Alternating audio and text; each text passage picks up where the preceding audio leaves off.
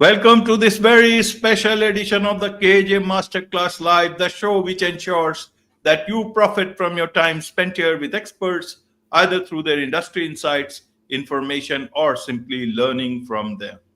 And today we have with us Cinda Gault. She's an author, criminologist, and also a former prison guard. So we'll learn about her journey and how she weaves fact and fiction to explore the adventures of women in the wilderness and the transformative 1970s. We'll learn how recovering these stories is crucial for understanding our past and inspiring our future. Welcome to the show, Cinda.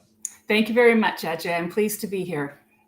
You are welcome. Welcome to the show, Cinda. Welcome to India in this online form. And I'm sure not just in India, but a lot of people across the globe will benefit from what we are going to talk right now. We'll talk about your books. We'll talk about your journey from a prison guard to best-selling author, all those years in between. But before that, let's just straightway talk about you, your story itself, your journey, so that people know who they are listening to.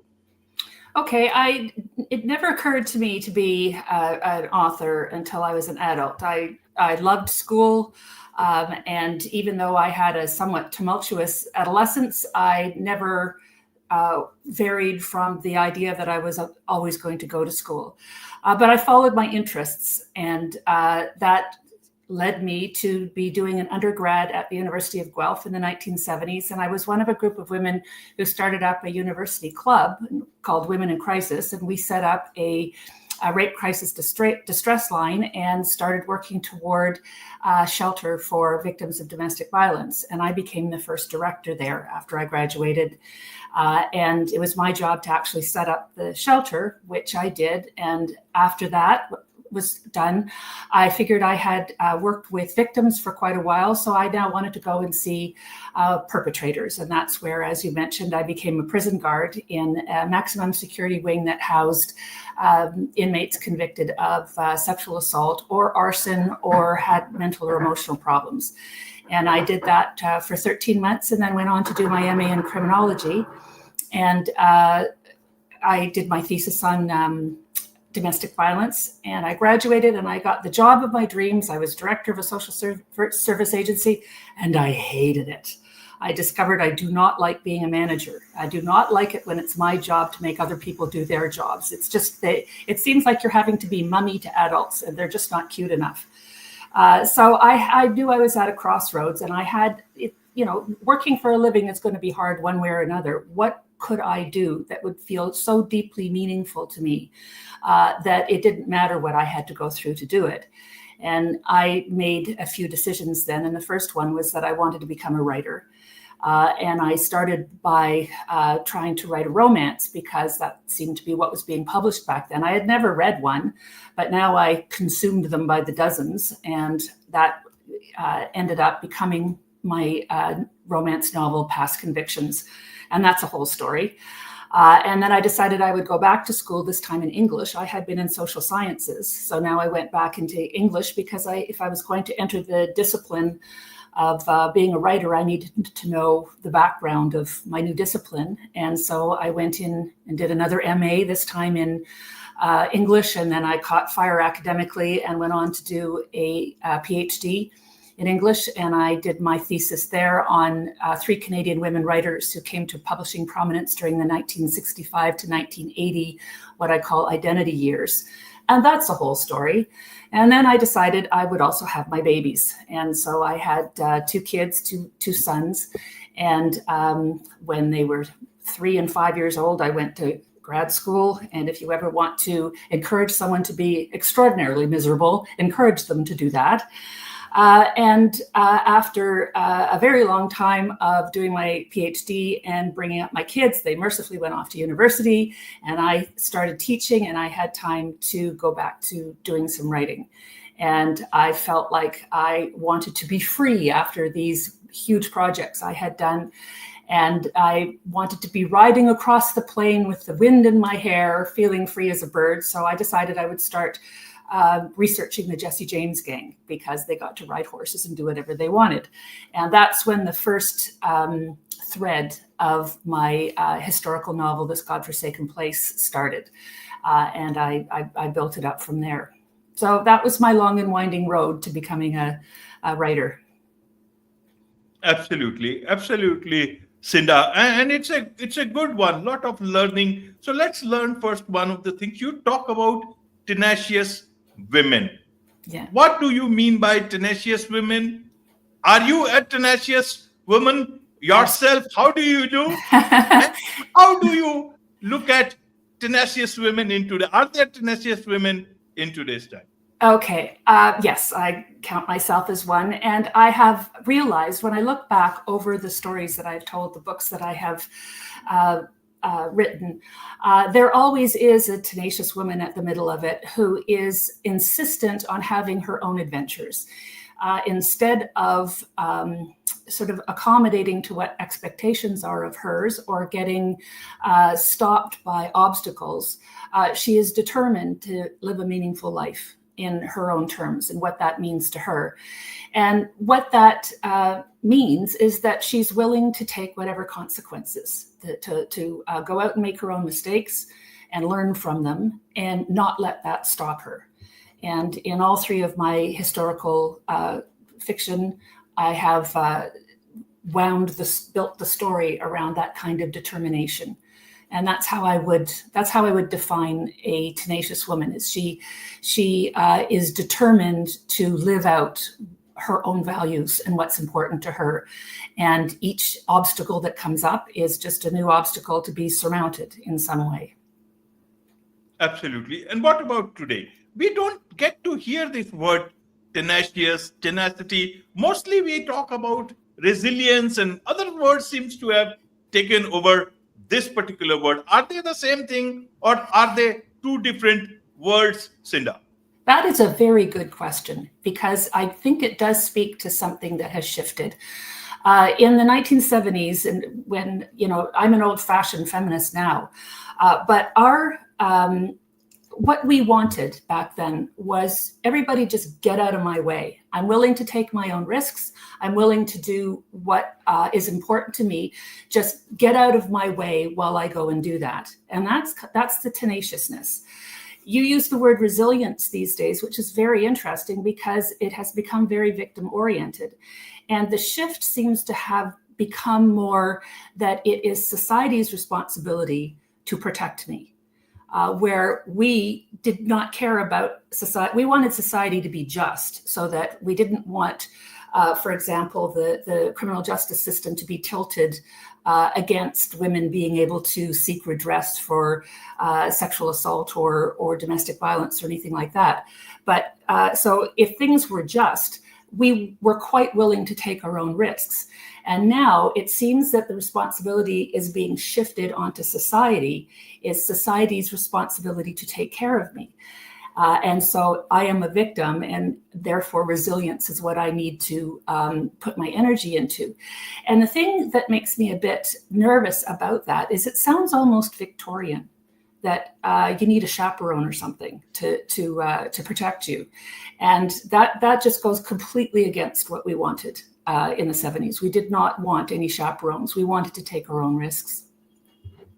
Absolutely. We'll come to the 70s also. But when we talk about women, tenacity, resilience, nowadays there is a lot of talk about women empowerment. Where does that fit into when resilience turns into much more of a victim sort of a mentality, or whatever the way you wanted to describe it? How that happened, I think in the academic world, there has been a lot of emphasis on, in Canada anyway, a very marginalized group, leftist-oriented way of looking at the world. And I think that has really emphasized a victim aspect, a victim way of looking at things. And that is just, I was earlier on that road, so that's not what we looked at. We were feeling empowered. The 1970s were very exciting for women. That was the Helen Reddy, I am woman, hear me roar kind of thing. And women were able to do many things that they hadn't been able to do before. So they they went back to school. They went to school, to post-secondary education in droves. They went to work. They went into jobs that they would not have been allowed to go into before. Like I became a prison guard. That was a man's job. And it became possible in the 1970s. And you had the pill became widely accessible. So women were able to, be in charge of their own autonomy of reproduction. And here in Canada, we had Henry Morgentaler, who brought the nation to its knees about abortion. And Canada is the only Western country that does not have an abortion law, because he challenged it and the Supreme Court knocked it down. So it seemed like women could do anything they wanted back in the 70s. And that was very empowering. It was exciting. It was empowering. And women could go out and make their own choices. And so that is actually the social milieu in which my protagonist in my novel, Everything I Hope For, that's when she kind of comes of age and makes choices that bring retribution from family members, from sort of society as a whole. And she has to make a choice about whether she's going to go full bore into her own mistake and take the consequences, or whether she's going to sort of back into what would be safer. Absolutely. We'll come to your novels, but to understand this present, looking at the 1970s, that time you talk about tenacity, tenacious women, and chivalry was also alive and kicking. But nowadays, women empowerment is there, and less chivalrous men, more like, more men who would say yes to things. And now there is this whole debate about, men and women both are in trouble. Everyone is asking for more stuff, much more clarity about their roles in today's society. Help us understand whether are we going forward, or do we want to go, to the 1970s? Which one is the better one as per you? Well, I don't know that it's a choice, because we're down this road. Now, I don't know where the gender confusion came from. It's kind of an odd thing that's happened. Back in the 70s, what we understood was there is sex, which is whether you are male or female, and then there is gender. And gender is how you want to live out what your sex is. And sex is binary, you're male or you're female, but gender can be all kinds of things. And that's where your freedom to be an individual comes from. I'm the handyman of my household. I use power tools. I have a couple of rental properties, and I go and often do the renovations on that. I'm building a garage. So that is an expression of me bending gender, because that's usually what a man does. But and then with men in the 70s, it was an exploration that men would then get to do things like, enjoy taking care of children, being involved in that world that men generally had left to women. And it's interesting to me now, because my husband and I are grandparents, and we are both taking care of I had two sons, and now I have two granddaughters. They were 3 years apart, but their granddaughters are only 3.5 months apart. So they each have one, and I have twins. So it's, I brought up two boys. They're masculine boys. They're wonderful men now, heroic men who are able to sort of talk both girl and boy. They are very, their emotional intelligence is high. They are able to participate in any kind of conversation, and yet they are still heroic masculine men. And it's going to be very interesting for me to help bring up two granddaughters who are 2 years old now going forward. But the gender confusion, I think maybe got mixed up with misunderstanding the difference between sex and gender. You can be whoever you want as far as how you play out your sex. But the idea of somebody having made a mistake in making you, whether you're male or female, does not make an awful lot of sense to me. Absolutely.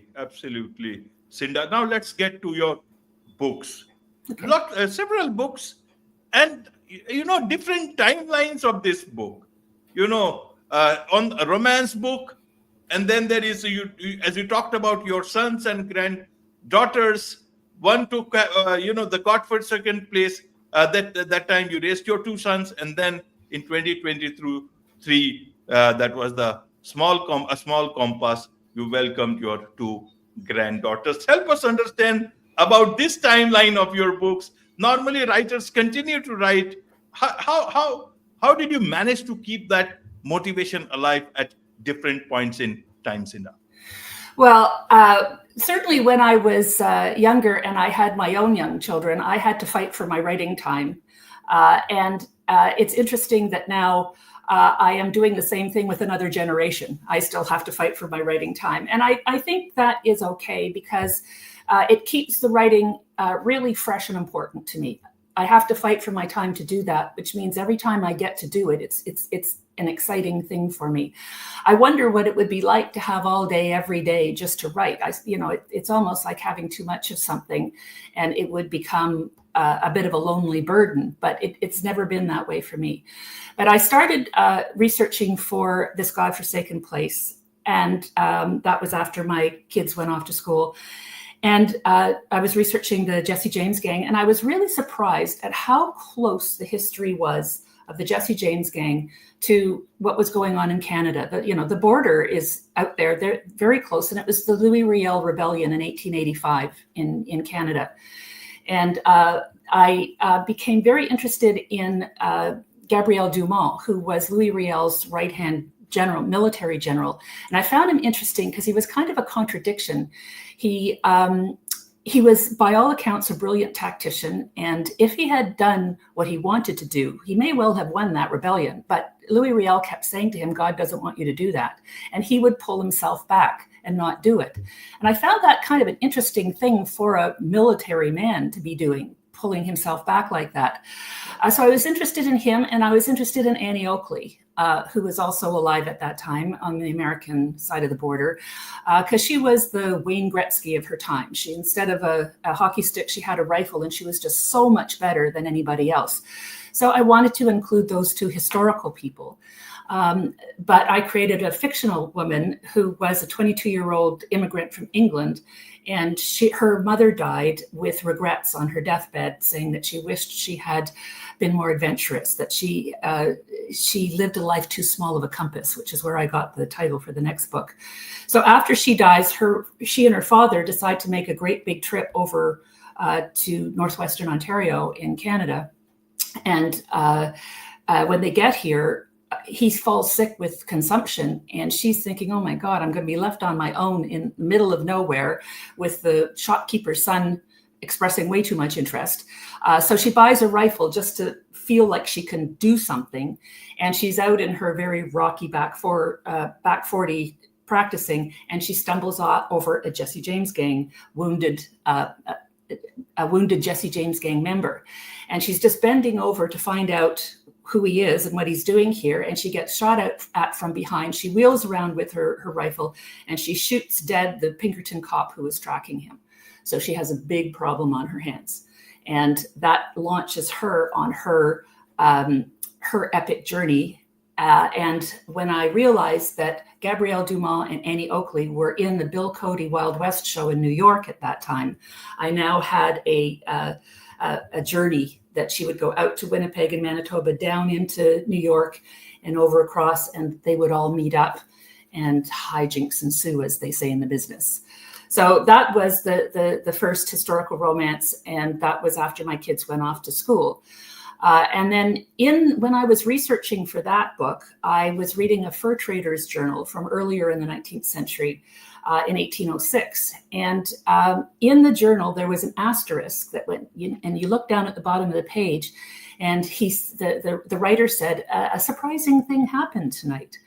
And he said, an Orkney lad, and Orkney lads were the men who were hired in Orkney, Scotland, to come and work in the Hudson's Bay Company fur trading business in Canada. And they hired from Orkney, Scotland, because the young men farmers in Scotland were more complacent than their British counterparts, who were apparently quite unruly young men. These young men were quite well behaved.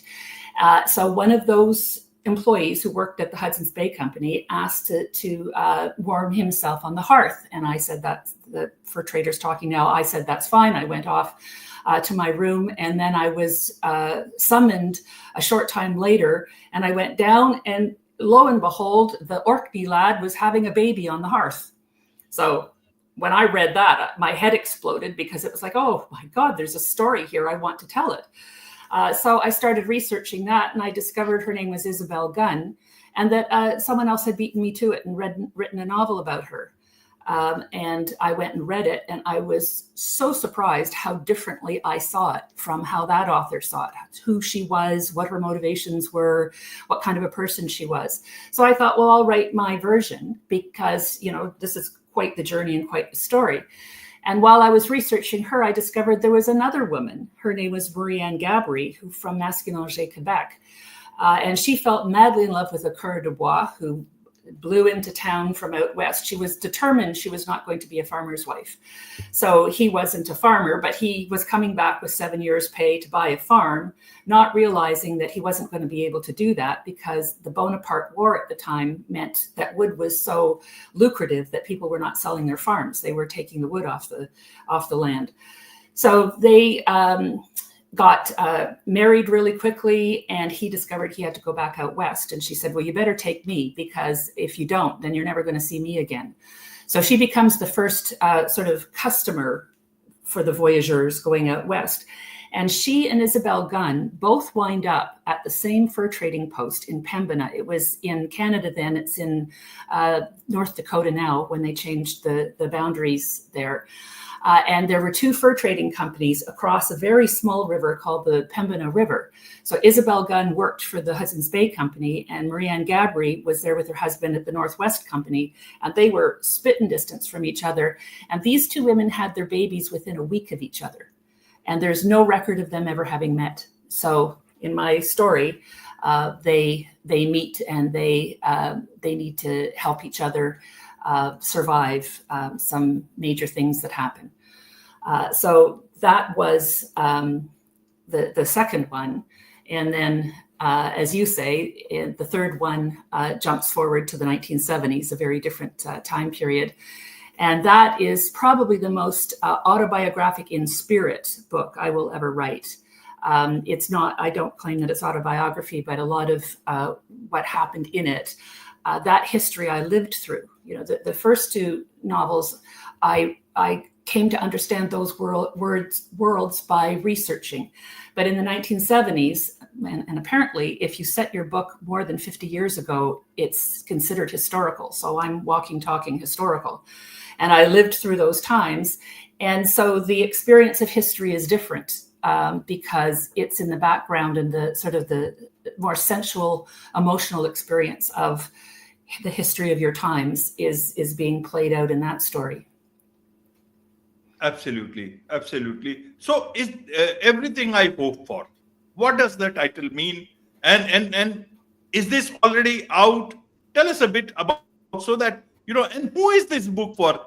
It's set in the 1970s. Can the present generation understand it, or maybe understand it better, because they will never know about how it was life without so many things that they are used to at this stage? Yes, this would be, it is written for a contemporary audience. It's not written for people in the 1970s. It's written for people now. And everything I hope for is a line from a Joe Cocker song. You are so beautiful. You're everything I hope for. You're everything I need. And each of the chapters through the book are, the chapter titles come from songs from the times.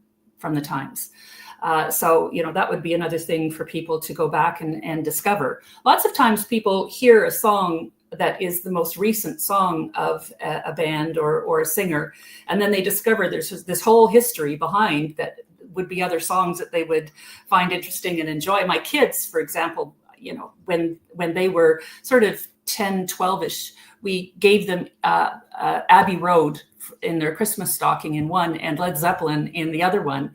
And they couldn't believe, this music that they had never known about. And then that opened up all kinds of new doors. So this story it's a quintessential story. I mean, it's about a young woman coming to adulthood during a particularly tumultuous time. The Divorce Act of 1968 in Canada was made much more liberal, so it was easier to get divorces. And there was a great big pent-up desire for it. So all through the 70s, the divorce rate was very high. And that contributed to the times being as tumultuous as they were. So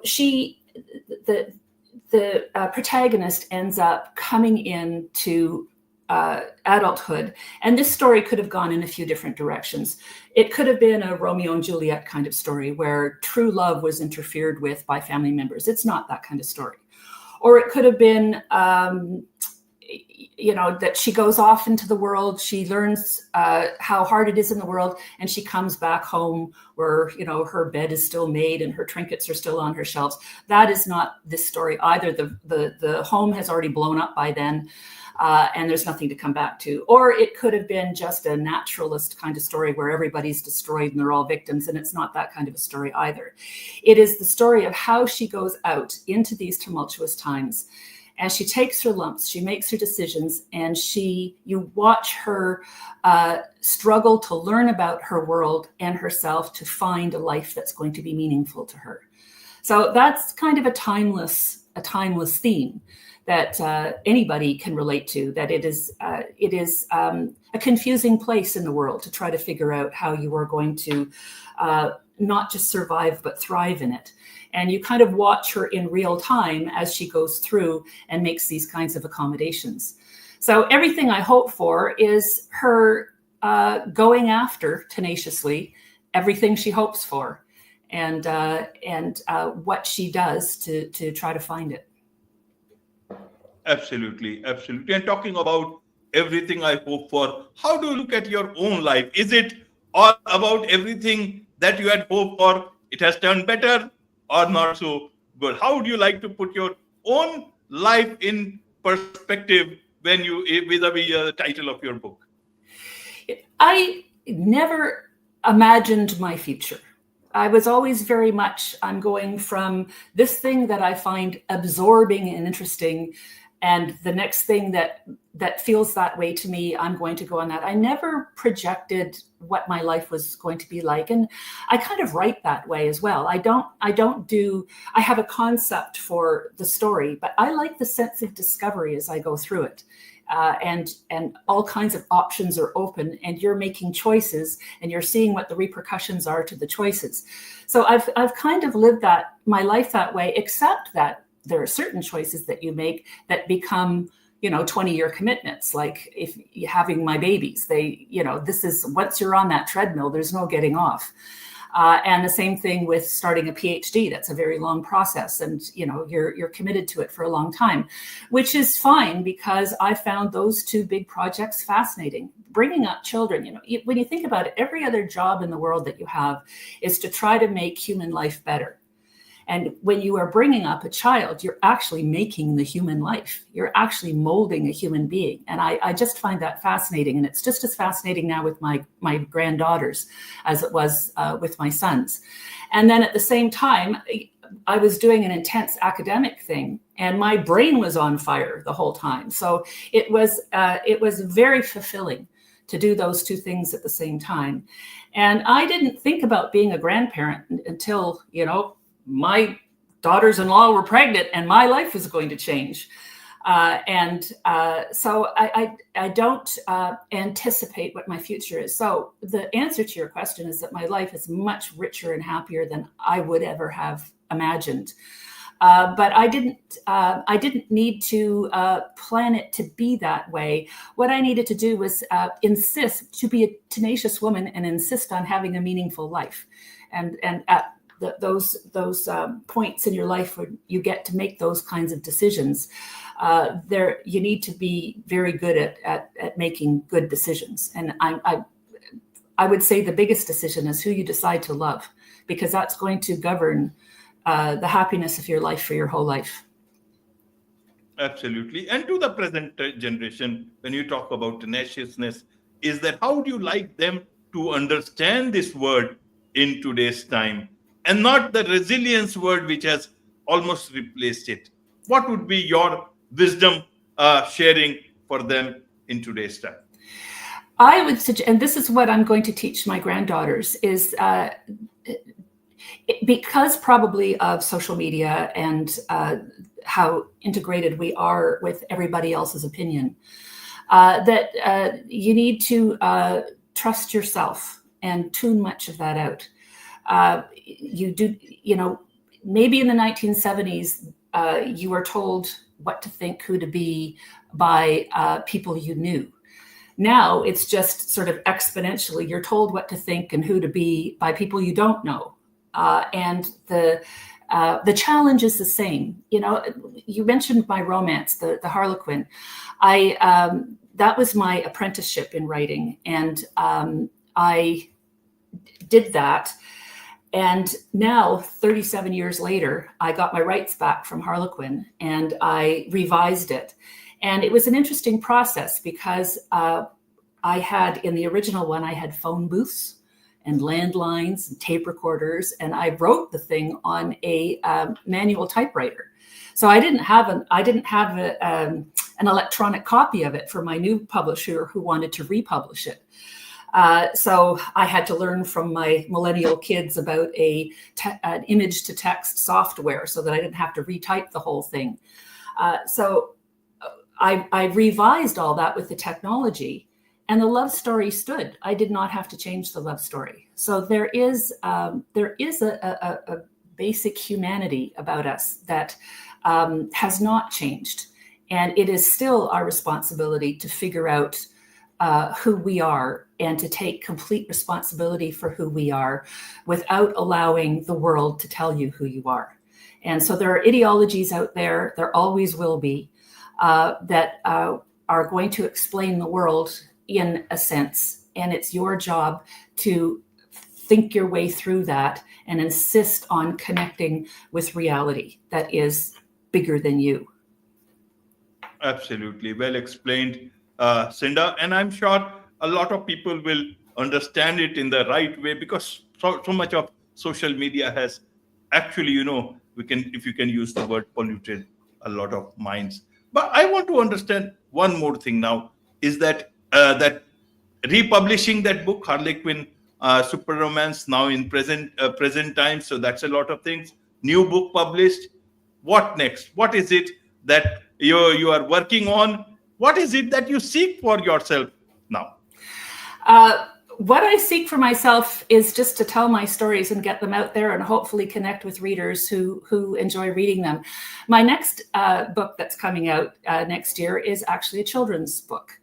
And it's called Beak the Clown. And I wrote this back when I was bringing up my own kids, and my older son was afraid of clowns. And so the story is one of showing how to confront your fears, and then your fears become much less scary. So he is afraid of clowns. He has a little imaginary friend who takes him to the library, and where there's a mural of a clown, and he's to beak the clown. He's to push the nose of the clown, and that becomes metaphoric for confronting your own fears. And if you beak your fear shrinks. And things are not as scary because you've confronted them. So that, and my publisher is doing the illustration for that book, and that'll be out next year. And then another book that's going to be republished is actually, it's not fiction, it's nonfiction, and it is called Abortion in Canadian Literature. And it analyzes a number of different Canadian novels going back to the early 20th century up until the 21st century, where Canadian writers have featured abortion in it for some reason or another. And it is quite remarkable how different abortion is perceived in different countries. You have the Americans dealing with that right now. In Canada, it's a very different story. Canadians are very sensitive to not pushing their ideologies on someone else. And I think that's because Canada was split at the root culturally, right from the beginning with the French and English. The English conquered the French and then said, okay, now let's be friends. So there's always been this sensitivity that you can't go and push your culture on somebody else's. And I see that happening in the representation of an issue like abortion in the literature of the country. Ireland, it's a completely Catholic thing. You know, they're very, very different cultural understandings of abortion. So that book does that. So, and the next fiction book I haven't started writing now, but I'm going to next, is about being a landlord. I became a landlord when I was in my late 50s, and I had never done it before. And there are some extraordinary stories from that. And my challenge as a writer is going to be how to incorporate those smaller stories into one arc of a story. And that will be next year, Cinda, who's going to have to figure that out.